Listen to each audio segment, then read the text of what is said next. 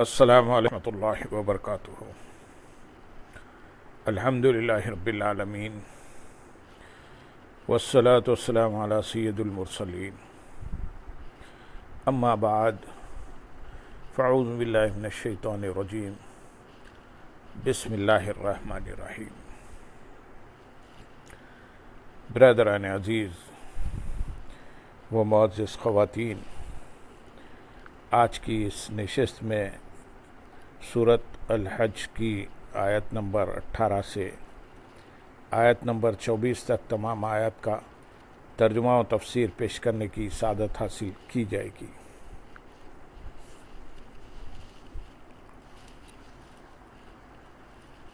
أَلَمْ تَرَ أَنَّ اللَّهَ يَسْجُدُ لَهُ مَن فِي السَّمَاوَاتِ وَمَن فِي الْأَرْضِ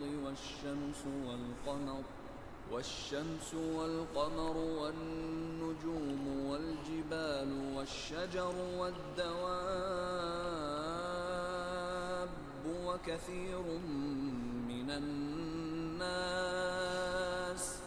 وَكَثِيرٌ حَقَّ عَلَيْهِ الْعَذَابُ وَمَن يُهِنِ اللَّهُ فَمَا لَهُ مِن مُّكْرِمٍ إِنَّ اللَّهَ يَفْعَلُ مَا يَشَاءُ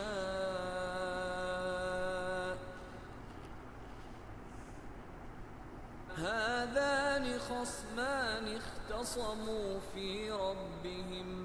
فالذين كفروا قطعت لهم ثياب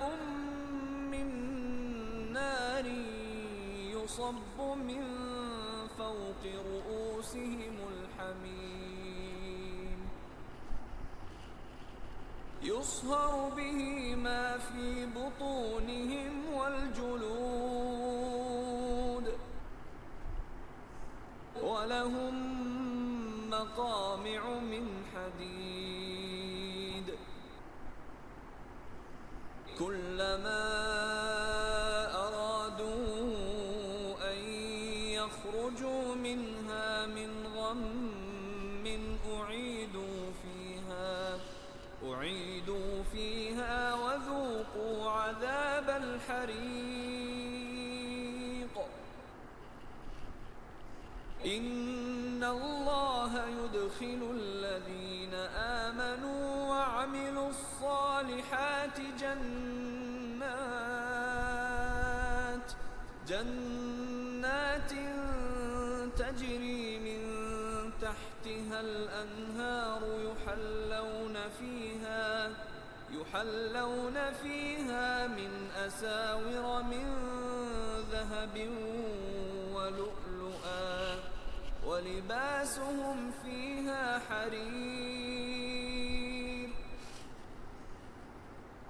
وهدوا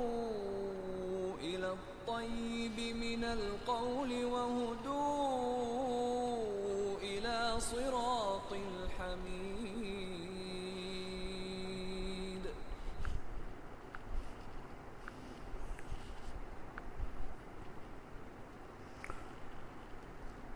کیا تم نے نہیں دیکھا کہ جو آسمانوں میں ہیں اور جو زمین میں ہیں، اور سورج اور چاند اور ستارے اور تمام پہاڑ اور درخت اور چوپائے اور بہت سے آدمی، یہ سب اللہ کو سجدہ کرتے ہیں، اور بہت سے لوگ وہ بھی ہیں جن پر عذاب مقرر ہو چکا ہے، اور جسے اللہ ذلیل کرے تو اسے کوئی عزت دینے والا نہیں، بے شک اللہ جو چاہتا ہے کرتا ہے۔ ارشاد فرمایا ہے حبیب صلی اللہ علیہ وسلم، کہ آپ نے نہیں دیکھا کہ جو آسمانوں میں ہیں اور جو زمین میں ہیں، اور چاند، سورج، ستارے، تمام پہاڑ، درخت اور چوپائے، یہ سب جیسا اللہ تعالیٰ چاہتا ہے ویسا اسے سجدہ کرتے ہیں، اور بہت سے آدمی یعنی مسلمان طاعت و عبادت کا سجدہ بھی کرتے ہیں، اور بہت سے وہ لوگ ہیں جن پر ان کے کفر کی وجہ سے عذاب مقرر ہو چکا ہے، لیکن ان کے بھی سائے اللہ تعالیٰ کی بارگاہ میں سجدہ ریز ہوتے ہیں، اور جسے اللہ تعالیٰ اس کی شقاوت کے سبب ذلیل کرے تو اسے کوئی عزت دینے والا نہیں، بے شک اللہ تعالیٰ جو چاہتا ہے کرتا ہے۔ یہ آیت سجدہ ہے، اسے پڑھنے اور سننے والے پر سجدہ تلاوت کرنا واجب ہے۔ اس سے معلوم ہوا کہ کسی قوم یا کسی فرد کو یہ حق حاصل نہیں کہ وہ عزت و ناموری کو اپنی میراث سمجھ لے اور اسی فریب میں مبتلا رہے کہ چاہے ہم جو کچھ کرتے رہیں، کتنے ہی اعمال سیاہ سے اپنا اعمال نامہ بھر دیں اور کردار اور سیرت کتنی ہی داغدار نہ کر لیں، ساری زندگی عزت کے ساتھ ہی رہیں گے۔ ایسا نہیں ہے، بلکہ جو اپنے آپ کو اس نعمت عظمیٰ کا اہل ثابت کر دیتا ہے، اللہ تعالیٰ اسے عزت دیتا ہے، اور جو مسلسل نافرمانیوں میں مبتلا رہتا ہے وہ ذلت کے عمیق گڑھے میں گرا دیا جاتا ہے۔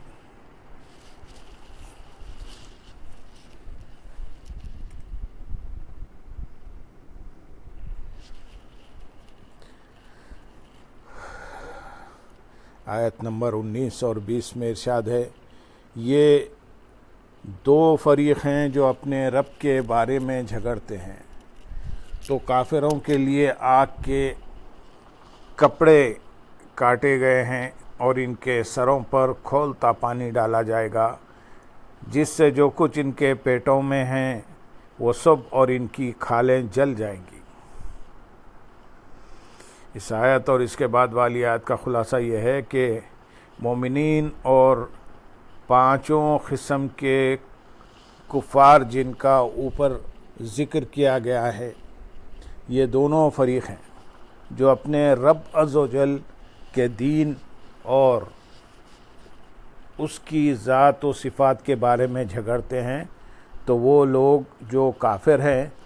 انہیں ہر طرف سے آگ گھیر لے گی اور ان کے سروں پر کھولتا پانی ڈالا جائے گا، جس سے جو کچھ ان کے پیٹوں میں چربی وغیرہ ہے وہ سب اور ان کی کھالیں جل جائیں گی۔ جہنم میں کفار پر ڈالے جانے والے پانی کی کچھ کیفیت ان آیات میں بیان ہوئی، اور حضرت ابو ہریرہ رضی اللہ تعالیٰ عنہ سے روایت ہے، نبی اکرم صلی اللہ علیہ وسلم نے ارشاد فرمایا، انتہائی گرم پانی ان جہنمیوں کے سر پر ڈالا جائے گا تو وہ سرایت کرتے کرتے ان کے پیٹ تک پہنچ جائے گا، اور جو کچھ پیٹ میں ہوگا اسے کاٹ کر قدموں سے نکل جائے گا، اور یہ سحر یعنی گل جانا ہے، پھر انہیں ویسا ہی کر دیا جائے گا اور بار بار ان کے ساتھ ایسا ہی کیا جائے گا۔ حضرت عبداللہ بن عباس رضی اللہ تعالیٰ عنہما نے فرمایا، کافروں پر ڈالا جانے والا پانی ایسا تیز گرم ہوگا کہ اگر اس کا ایک قطرہ دنیا کے پہاڑوں پر ڈال دیا جائے تو ان کو گلا ڈالے۔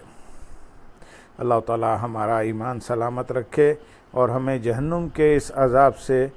پناہ عطا فرمائے، آمین یا رب۔ آیت نمبر 21 میں ارشاد ہے، اور ان کے لیے لوہے کے گرز ہیں۔ ارشاد فرمایا کہ جہنم میں کافروں کو عذاب دینے کے لیے لوہے کے گرز ہیں جن سے انہیں مارا جائے گا۔ اس آیت سے معلوم ہوا کہ جہنم میں جن گرزوں سے مارا جائے گا وہ لوہے کے ہیں۔ ان کے بارے میں حضرت ابو سعید خدری رضی اللہ تعالیٰ عنہ سے روایت ہے، سرکار دو عالم صلی اللہ علیہ وسلم نے ارشاد فرمایا، اگر وہ لوہے کا گرز زمین پر رکھا جائے پھر وہ ان سب جمع ہو جائیں تو اسے زمین سے نہ اٹھا سکیں۔ اور دوسری روایت میں ہے کہ اگر وہ گرز پہاڑ پر مارا جائے تو وہ ریزہ ریزہ ہو جائے۔ گرز لگنے کے بعد پھر بندے کو پہلی حالت میں لوٹا دیا جائے گا۔ حضرت حسن بصری رضی اللہ تعالیٰ عنہ فرماتے ہیں، حضرت عمر فاروق رضی اللہ تعالیٰ عنہ نے فرمایا، حضرت عمر رضی اللہ تعالیٰ عنہ فرمایا کرتے تھے، جہنم کا ذکر کثرت سے کیا کرو کیونکہ اس کی گرمی بہت شدید ہے، اس کی گہرائی بہت زیادہ ہے اور اس کے گرز لوہے کے ہیں، یعنی اس یاد سے خوف پیدا ہوگا۔ اللہ تعالیٰ ہمیں جہنم کے اس خوفناک عذاب سے پناہ عطا فرمائے، آمین یا رب۔ آیت نمبر 22 میں ارشاد ہے، جب گھٹن کے سبب اس میں سے نکلنا چاہیں گے تو پھر اسی میں لوٹا دیے جائیں گے اور انہیں کہا جائے گا کہ آگ کا عذاب چکھو۔ ارشاد فرمایا کہ جب وہ کفار گھٹن کے سبب جہنم میں سے نکلنا چاہیں گے تو گرزوں سے مار کر پھر اسی میں لوٹا دیے جائیں گے، اور انہیں کہا جائے گا کہ آگ کا عذاب چکھو جس کا جلانا انتہائی شدید ہے۔ جہنم اللہ تعالیٰ کے جلال کا مظہر ہے، اور اللہ تعالیٰ نے جہنم کو اس لیے پیدا فرمایا ہے تاکہ مخلوق کو اللہ تعالیٰ کے جلال اور اس کی کبریائی کا اندازہ ہو جائے، اور لوگ اس سے ڈرتے رہیں اور اس کے خوف کی وجہ سے گناہوں سے باز رہیں۔ افسوس آج لوگوں کے دل کی سختی کا یہ حال ہے کہ قرآن مجید میں جہنم کے انتہائی دردناک عذاب کے بارے میں پڑھنے کے باوجود ان سے ڈرتے نہیں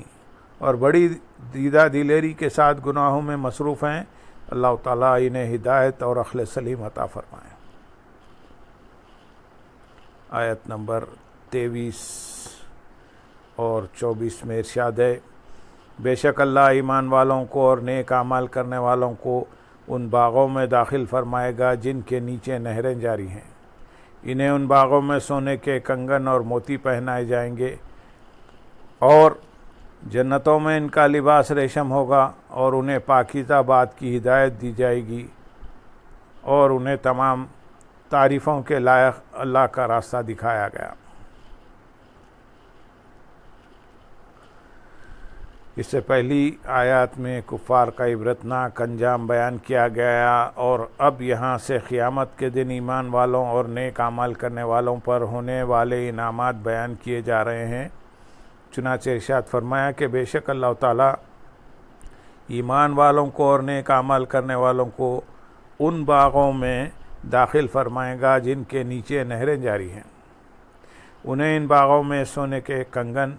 اور ایسے موتی پہنائے جائیں گے جن کی چمک مشرق سے مغرب تک روشن کر ڈالے گی، اور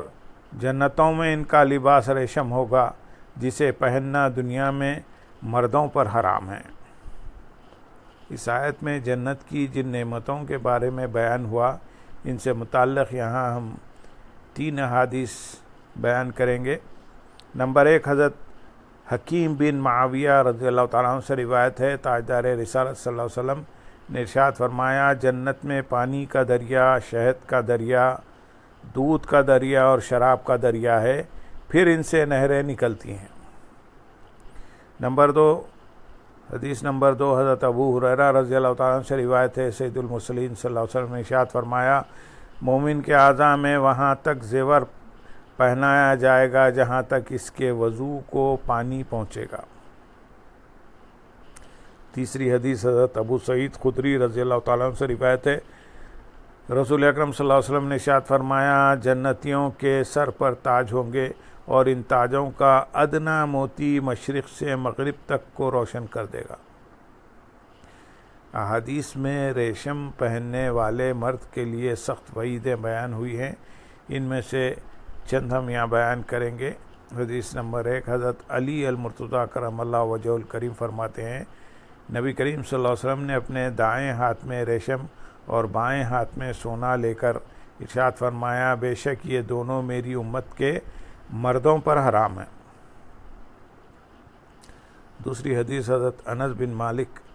رضی اللہ تعالیٰ عنہ سے روایت ہے، نبی کریم صلی اللہ علیہ وسلم نے ارشاد فرمایا، جس نے دنیا میں ریشم پہنا وہ آخرت میں ریشم نہیں پہنے گا۔ تیسری حدیث حضرت عبداللہ بن عمر رضی اللہ تعالیٰ عنہ سے روایت ہے، رسول اللہ صلی اللہ علیہ وسلم نے ارشاد فرمایا، ریشم وہ پہنے گا جس کے لیے آخرت میں کچھ حصہ نہیں۔ چوتھی حدیث حضرت عبداللہ بن زبیر رضی اللہ تعالیٰ عنہ فرماتے ہیں کہ جو دنیا میں ریشم پہنے گا وہ جنت میں نہ جائے گا۔ پانچویں حدیث حضرت جویریہ رضی اللہ تعالیٰ عنہا سے روایت ہے، رسول اکرم صلی اللہ علیہ وسلم نے ارشاد فرمایا،